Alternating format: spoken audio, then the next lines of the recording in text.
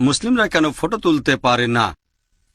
এটা একটা হাদিস উল্লেখ আছে সহিহ বুখারীতে যে যদি কেউ কোনো ছবি আঁকে আল্লাহ তাআলা রোজ কিয়ামতের দিন বলবেন তাকে ওই ছবিতে জীবন দিতে।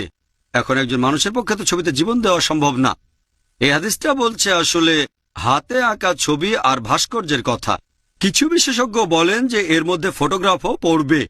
তবে পরে যখন ফটোগ্রাফি সম্পর্কে বিস্তারিত জানতে পারলাম, এই হাদিসটা ফটোগ্রাফের কথা বলছে না। কারণ ফটোগ্রাফি হলো আসলে প্রতিবিম্ব যেটা ধারণ করা হয় কাগজে।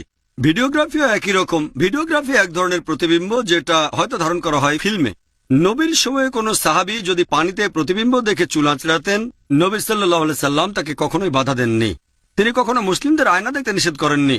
তাহলে এভাবে আমরা জানতে পেরেছি যে ফটোগ্রাফি এই ক্যাটাগরিতে পড়ে না, ছবি আঁকার যে ক্যাটাগরিটাকে নিষিদ্ধ করা হয়েছে।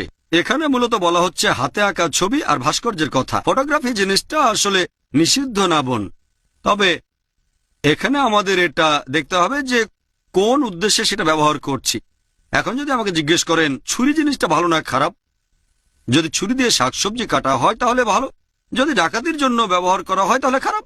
একইভাবে ফটোগ্রাফির ব্যাপারেও যদি ফটোগ্রাফি ব্যবহার করেন কোনো ভালো উদ্দেশ্যে তাহলে অবশ্য অনুমতি আছে। তবে যদি ফটো ব্যবহার করেন খারাপ উদ্দেশ্যে, যেমন পর্নোগ্রাফি, অশ্লীলতা ইত্যাদি, তাহলে ইসলামে এটা নিষিদ্ধ।